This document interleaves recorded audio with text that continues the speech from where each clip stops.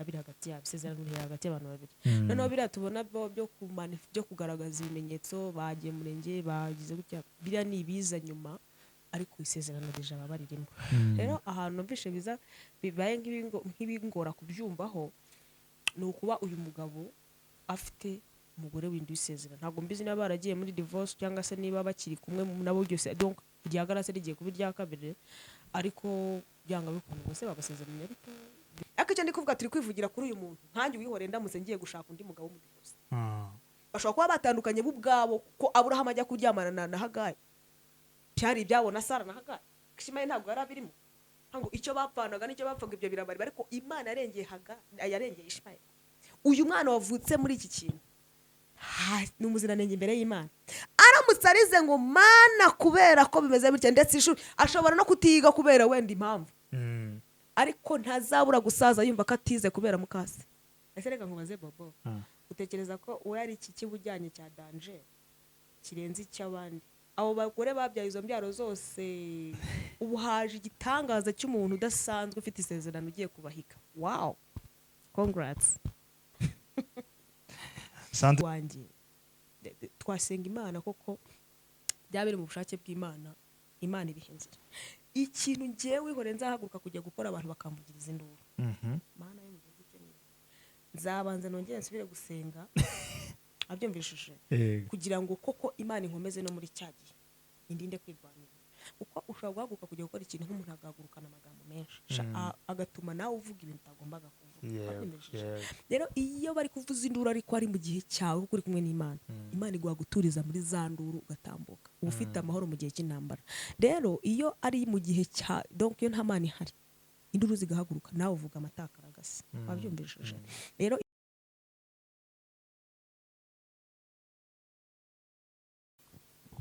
reka twongere tubasuze mwebwe mwese abakunzi b'Umugisha Live ndetse n'abayikurikira Imana ibaha umugisha rero Umugisha Live murabona ko nta basaba benshi bahari ya mbere yagize ikibazo ariko ubu hariho iyi nayo n'Umugisha Live ntabwo twahinduye izina ariko mudushyigikire mukande subscribe ndetse na share amafilime yanyuragaho muzakomeza muyabone ariko aracyarongera atunganwe bundi bushyashya murihangana kugira ngo abashe kuboneka muramubyihangane ntabwo ari impamvu yacu ni ikibazo cya tekinike ya YouTube icya kabiri ntabwo yibwe tagira ngo wenda bayibye ya ntabwo yibwe ndayifite ahubwo yuko hari ikibazo cyabayemo yes kiri tekinike nyine tubona ko kugikosora byatinda kurusha uko twakira inshyashya inyuze muri email inshyashya ariko izina rigakomeza rero Imana ibaha umugisha ndabakunda cyane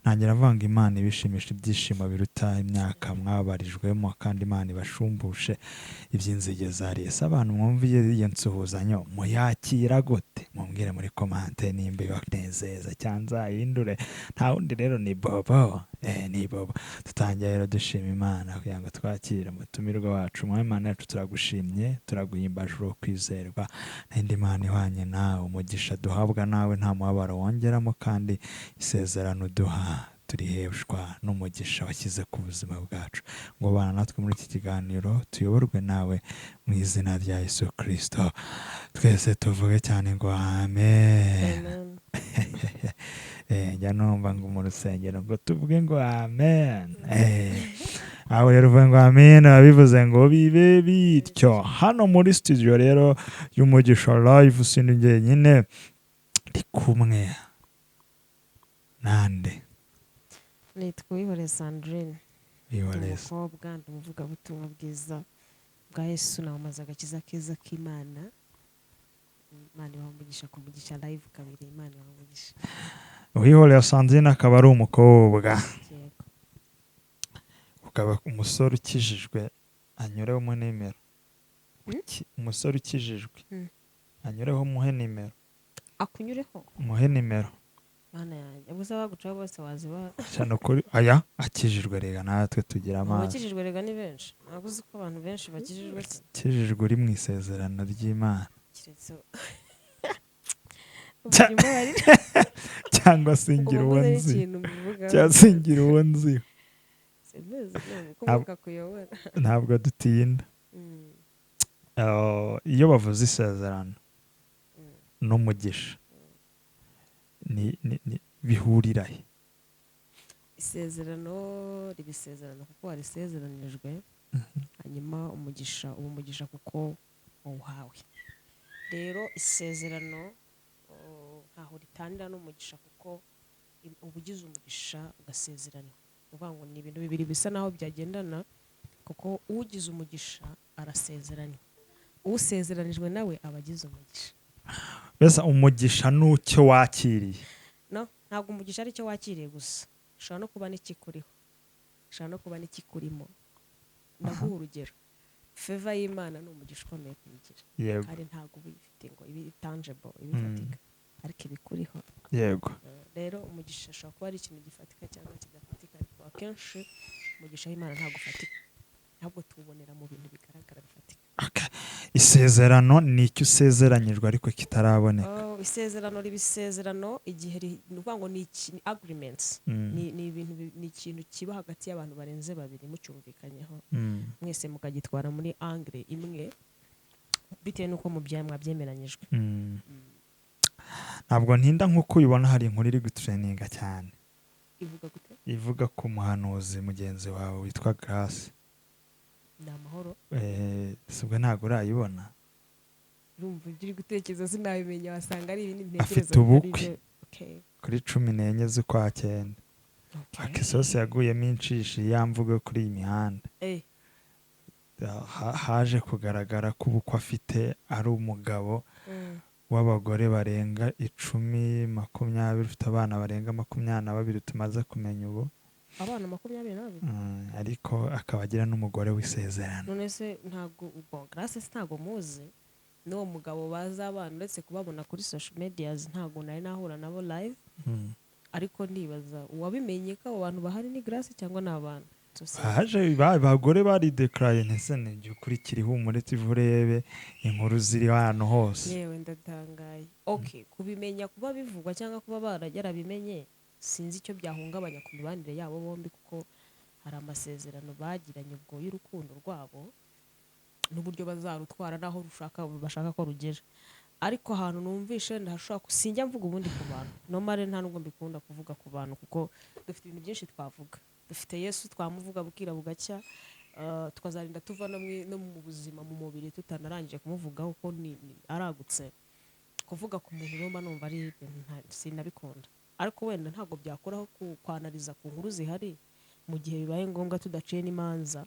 icyo nanimvuze ni uko abakundanye barakundanye, kubavugaho biri bungore ko sinabazi uretse kubyumva gutyo kuri social medias. ariko abantu babiri bajya mu rukundo bagira agreements, mvuga ngo biriya byo kujya ku bana bakamanika ukuboko ku idarapo cyangwa hehe, ni ibyo twe tubona, ariko ibyiza bya mbere biba byaramaze kuba. amasezerano baba baramaze kuyajya kuva ku munsi wa mbere bemeranya gukundana, ko baba bavuga ati dukundane, wantu tuzabane, dukundane nk'inshuti bisanzwe, ngo agreements zabo ibyo bemeranya biri hagati yabo, isezerano riri hagati y'abantu babiri. noneho biriya tubona byo kugaragaza ibimenyetso, bagiye murenge, bagize gutya, biriya ni ibiza nyuma, ariko isezerano rije aba baririmo. rero ahantu numvishe bibaye nk'ibingora kubyumvaho, ni ukuba uyu mugabo afite umugore w'indi w'isezerano. ntabwo mbizi niba baragiye muri divorce cyangwa se niba bakiri kumwe nabo byose, donc irya Grace rigiye kuba irya kabiri, ariko byanga bikunda bose babasezeranye, ariko divorce ni ikibazo sinabimenya. ntabwo turi bubyinjiramo cyane, ntabwo turi bubyinjiremo, ariko icyo ndiho mvuga, warumbajije ku kintu cy'isezerano. ese ko yabihanuriwe nyine n'abantu yarabyivugiye nawe ubwe ko Imana yamumweratse.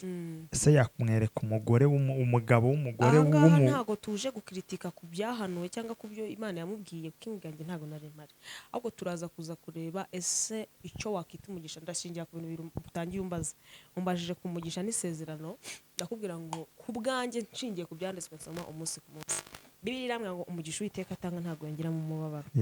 ntabwo nshobora kwibaza ntabwo byakuraho ko Imana akikora, ukabyumvishije, kuko na Esther yimitswe cyangwa se yabaye umwamikazi aho Vashti yarahagurutse. si igitangaza ko umuntu Imana yaha umuntu umugabo wenda wari ufite abana cyangwa afite abandi bagore, I don't care. ako icyo ndiho ndeba nonaha, reka tubere nk'abantu muri sosiyete yacu, kiba ntinya kwitwa mukase w'umuntu ndaritinya cyane cyane ko ntinya n'umuntu yego tuba mu buzima n'ubundi abantu batuvugiriza induru n'ubundi uratambuka n'ubwo waba yambaye gute batazi n'aho wabivanye bati ariko noneho bavugije induru koko bazi ahantu wabivanye hanyaho.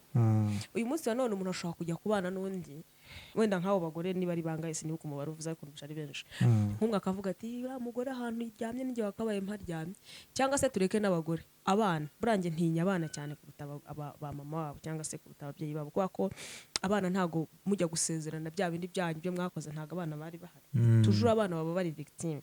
Rero uyu mwana uzabona uwa kanaka we yagiye kwiga aheza hahenze, ashobora kuvuga ati uriya mugore niwe watubujije kwiga, uriya mugore niwe watumye tutagera ku iterambere, uriya mugore nawe watumye mama amera gutya. Urumva uwo mwana we umwana w'ubwe abasha gutekereza mu buryo buri negative, kabone n'ubwo we waba uri muri positive.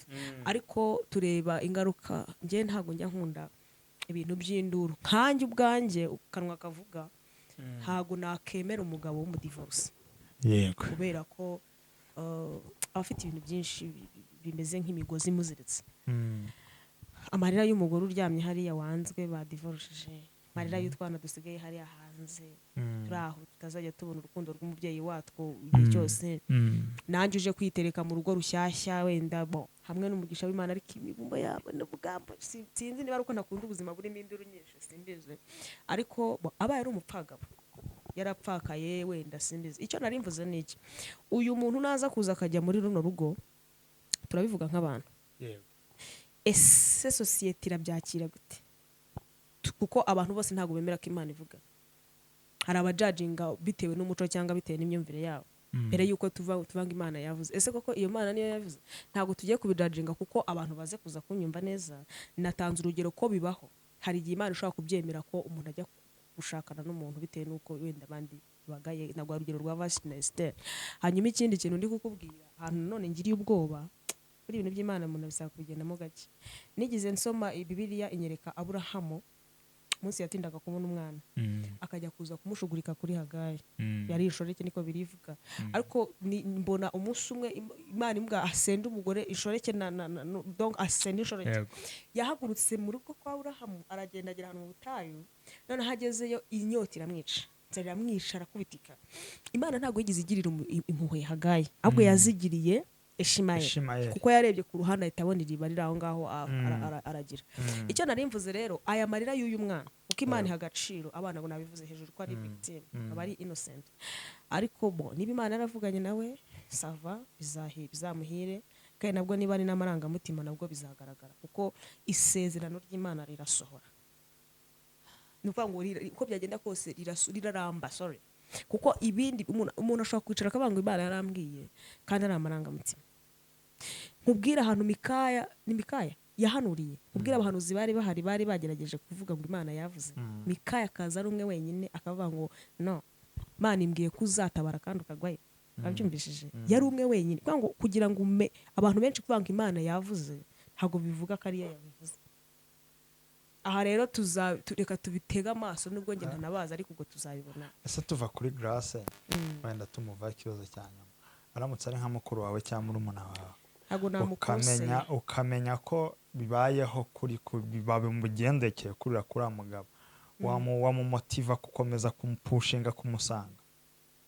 Imana yansanze ikabimbwira ko biri mu mugambi wayo, cyangwa se kuko hari ibintu bigaragara ko bari mu mugambi w'Imana, namukomeza nkamubwira ngo komerera mu isezerano, bizatinda ariko bizamenyerwa. Babyumvishije? Ariko bibaye ari amarangamutima, kuko tubonye abantu bashidukira abantu kuko bafite amafaranga. Umuntu akabona umuntu ufite itaje akavuga ati ngiye, kubera ari materialist, ari umuntu ukunda utuntu, akavuga ati kanjye kubana n'uriya muntu kuko bite bitwara muri angle yuko Imana yabivuze, agashiduka kubera ibintu. Tubonye n'abandi bategereza isezerano ry'Imana, agashakana n'umuntu abantu bose bari kumwanga ngo arakina, ariko Imana ikazabatungisha. Rero Imana ntigaragarira mu bifatika, babyumvishije, nta nubwo igaragara mu bidafatika. Imana irihagije, ifite ukuntu kwayikora. Rero abaye ari mukuru wanjye, twasenga Imana koko byabere mu bushake bw'Imana, Imana iriho inzira. Ikintu ngiye wihore nzahaguruka kujya gukora abantu bakamvugiriza induru, Mana yo mu gihugu cye, nzabanza nongere nsubire gusenga, abyumvishije, kugira ngo koko Imana inkomeze no muri cya gihe, indinde kwirwanira. kuko ushobora guhaguruka kujya gukora ikintu nk'umuntu agahagurukana amagambo menshi agatuma nawe uvuga ibintu utagombaga kuvuga. Rero iyo bari kuvuza induru ariko ari mu gihe cyawe kuko uri kumwe n'Imana, Imana iguha guturiza muri za nduru ugatambuka uba ufite amahoro mu gihe cy'intambara. Rero iyo ari mu gihe cya donc iyo nta Mana ihari, induru zigahaguruka nawe uvuga amatakaragasa. Wabyumvishije? Rero icyo narivuze ngo abaye ari mukuru wanjye, ntabwo ngiye uretse ko nanabikunda nomare sinkunda abadivorce pe ko baba bafite imigozi myinshi kuko gukunda nta muntu ubiginamo indi nama. Umuntu wese arikundira, namubwira ubwo akagenda nyine ubwo basi yazagaruka tukamwakira. Okay, Dawidi yavuye mu ishyamba yishe Goliyati, yarageragejwe, ari naho byavuze ngo isezerano rirageragezwa. Yabaye agiye kugera ibwami anyuze ahantu henshi kugeza ubwo yemera ko na Sawuli aza kumupfukamira akamuhanura tura umwami atabizi ubwo yatumaga inshuro zingahe bari abasirikare.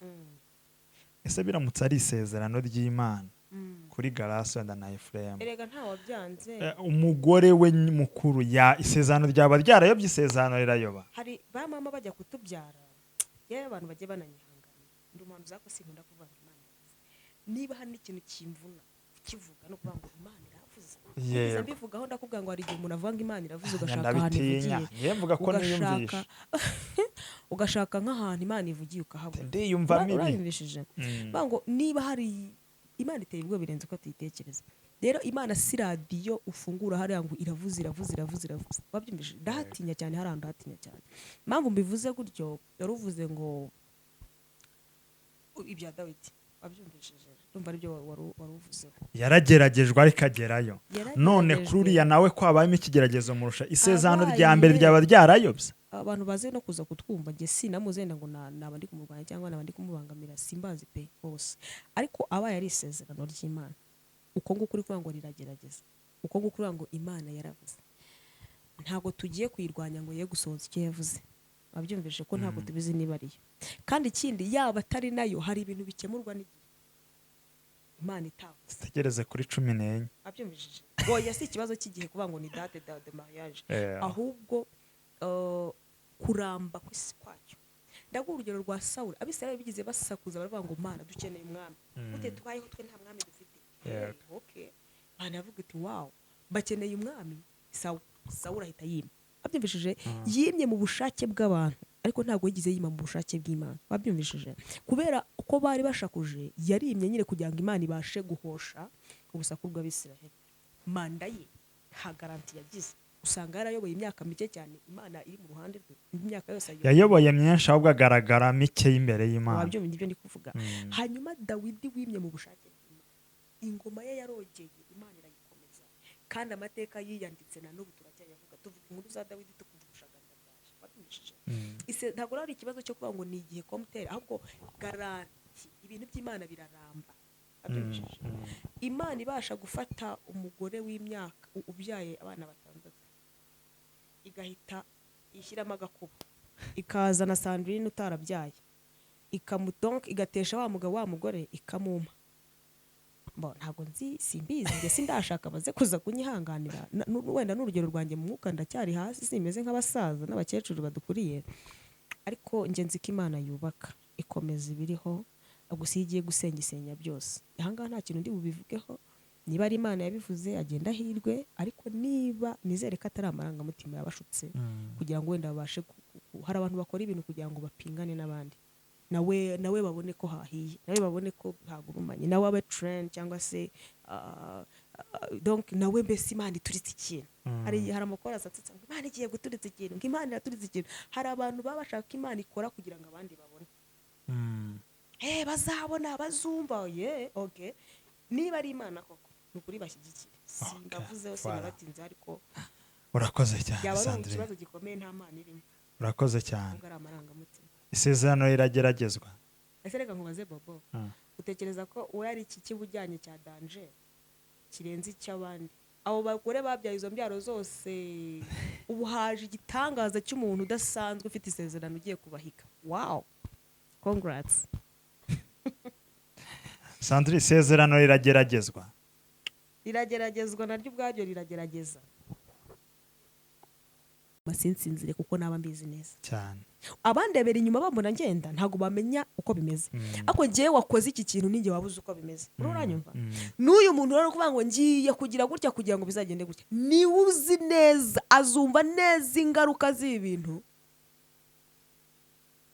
abandi batumva cyangwa se batazanamenya urabyumvishije kuko sisho ngewe ndatanga Imana yagize irengera Hagayi ugiye mu itangiriro igihe Aburahamu yasendaga inshoreke niko biyuhuga arayisenda yitwa aragenda n'umwana agera mu butayu inyota iraza Imana irebye Hagayi ibona nta ngingo yo kumurengera yego ariko irebye Ishimayeli ibona hari ingingo yo kumurengera wow jewe ikintu mba mvuga ni referenga donc nkurikiza Bibiliya ese uyu mubyeyi reka twemere ko atabanye neza n'uyu mugabo ibyo ni akazi kabo ako si uyu mwana ya Mariya y'umwana wayakira abana ubwo mvuze umwe kuko ntago ndi kuvuga kuri gira kuri gira simuzi sindanamenye ibyo nta nubwo nshaka no kubimenya ariko icyo ndi kuvuga turi kwivugira kuri uyu muntu nkanjye wihore ndamutse ngiye gushaka undi mugabo w'umudivorce bashobora kuba batandukanye bo ubwabo ko Aburahamu ajya kuryamana na Hagayi byari ibyabo na Sara na Hagayi Ishimayeli ntabwo yari abirimo ngo icyo bapfanaga nicyo bapfaga ibyo birabari ariko Imana yarengeye Hagayi yarengeye Ishimayeli uyu mwana wavutse muri iki kintu ni umuziranenge imbere y'Imana aramutse arize ngo mana kubera ko bimeze bityo ndetse ishuri ashobora no kutiga kubera wenda impamvu ariko ntazabura gusaza yumva ko atize kubera mukase azabona abana banjye bari kwiga Harvard avuga ati dore biriya byana byesha nanjye nakabaye nanjye ngeze hariya uranyumva aya marira y'uyu mwana rero nicyo kibazo gikomeye none Sandrine wenda tago ndi bugutindane tugana ku musozo nkuko ako hatagira umuntu nyumva nabi ngo ndi oya twabivuze ngo twabivuyemo hatagira umuntu nkuko umuntu wenda ari ese birashoboka ko umuntu ashobora kuba mu kintu yita isezerano ariko atari ryo sezerano rye bien sûr none rigiye kugera mvuga ngo abantu buzuye amarangamutima abantu bagendera amarangamutima bakabitwara ngo Imana yavuze noneho rero reka nkubwiye ndashaka kubidusobanura ahantu ukuntu abo mu marangamutima yibwira ko Imana yavuze sibyo unatanga ingaruka zabyo mu minota mike ngenda garuka tuje gusoza uyu munsi kuba umurota ashonje donc umushonje arota arya ntabwo ari ikibazo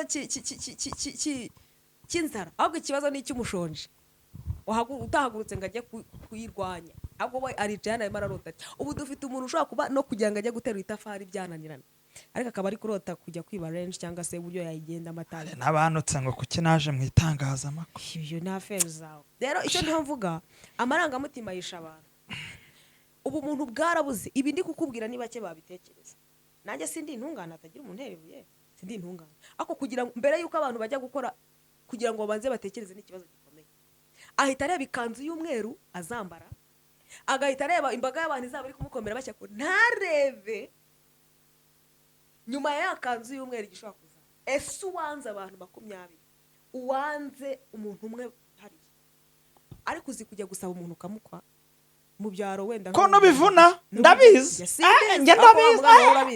ndabizi roha reba ziriya foto reba imiryango yateranye muri kuvuga ubugambo bwinshi nzagukunda kugeza mpfuye ndakubura hajya ngo ndagukunda nzapfa uzi kujya kurahira mu murenge ubwo nabyirengageje urumva noneho reba izi n'amafaranga agenderamo reba kugira ngo yebutse amavuta studio uhita ucaha n'undi acaha uranyumva wongera ujye gutangiza umushinga ahandi ako se koko sincerely speaking ugiye kubera ko hari ikindi kintu kibaye cyangwa ugiye kubera ufite amarangamutima ni mabi ubu dufite abantu bakira yamara gukira akabona ko umuntu babana atari ku rwego rwe yabona utendetse akavuga ati okay uriya niwe the right person to be with agatajya kumushipota undi na kuko yararegareze nawe nta kintu kirira afite muri bati mbonye umuntu w'umugabo Imana yambwiye uko agahita agenda nyamara haje umuntu ufite irari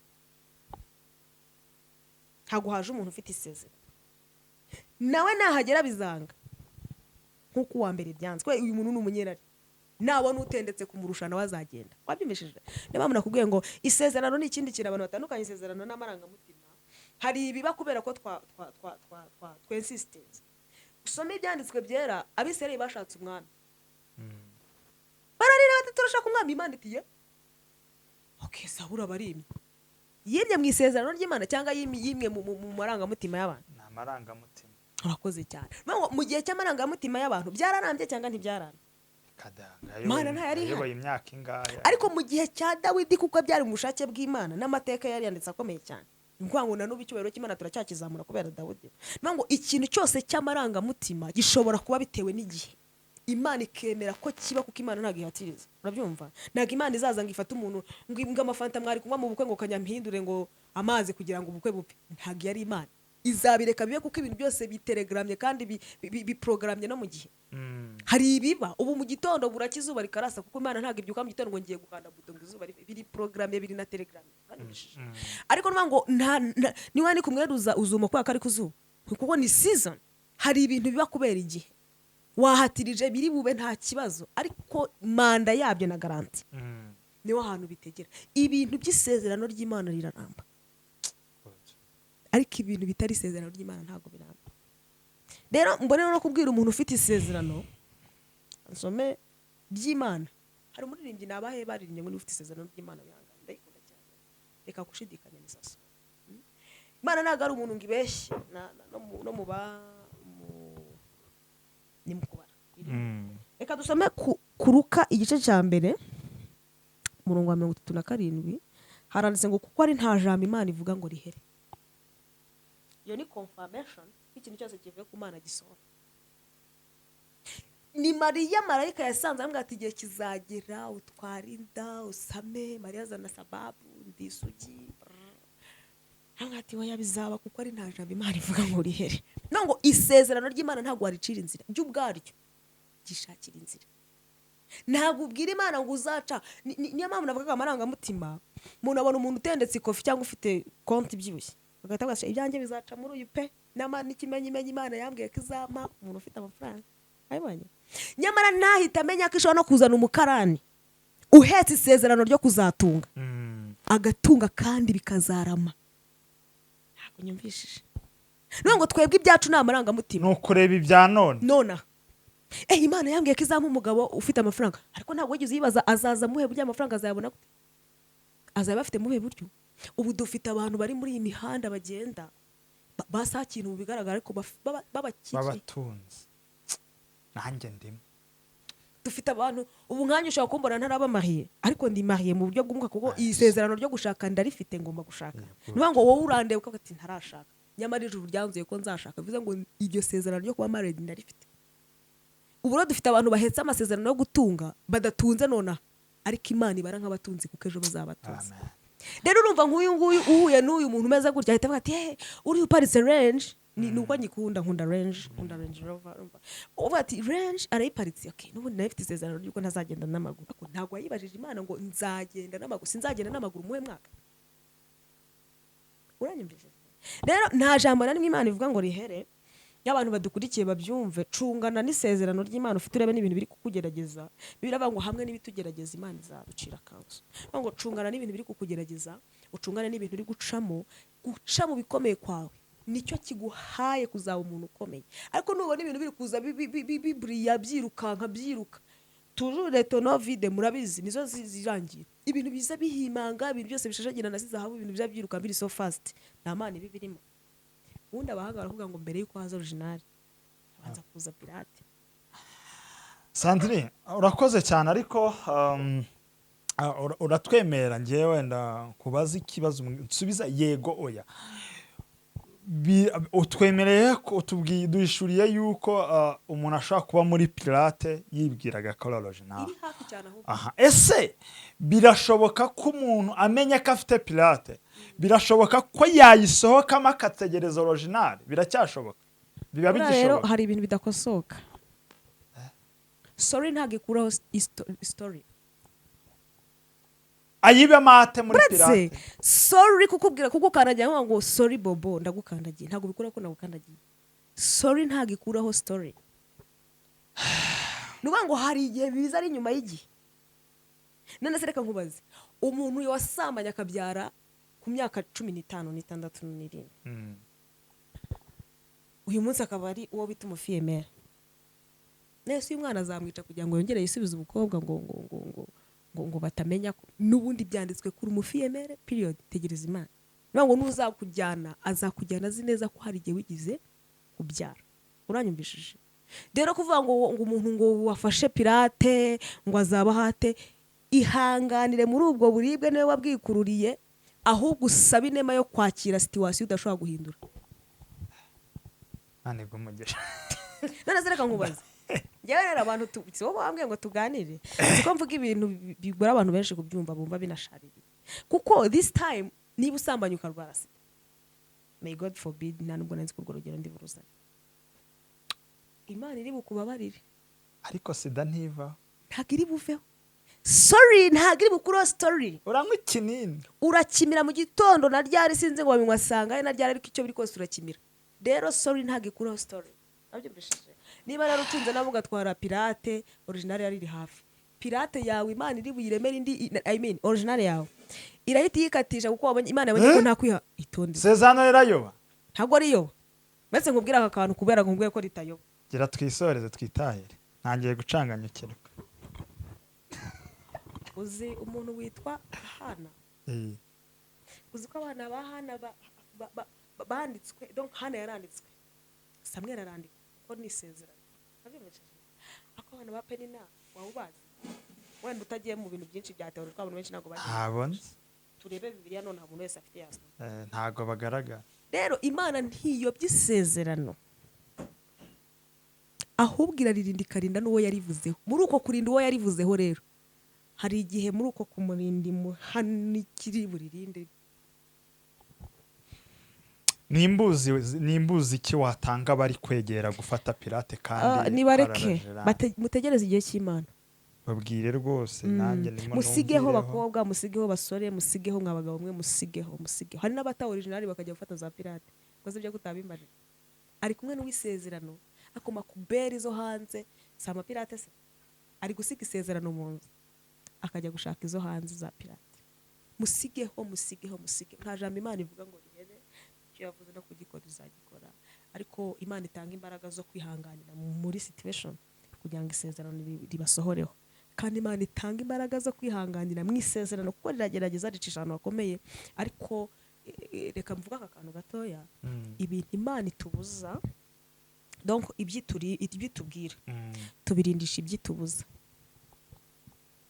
Imana ikubwiye ngo nzakubahisha uritwararika nawe ukagerageza kurinda ubuhamya ibyitubwira tubirindisha ibyitubuza boboka nawe ibintu Imana itubwira tubirindisha ibyo itubuza sigaho udafata pirate original yarije Imana ibamugisha Sandrine senga nta kindi mvuga kuri data twese mwiza umukozi w'umuhanga abantu bari badukurikiye bo kumugisha live kabiri bumvishe gato ku isezerano tanga imbaraga zo kumva isezerano n'uburyo wari dusohoza ariko dufite imitima ihamye turi ku kigero ushaka urakoze kutanza imbaraga bashisha abantu kwihanganira mu isezerano no kurindira ko risohora mu izina rya Yesu amen.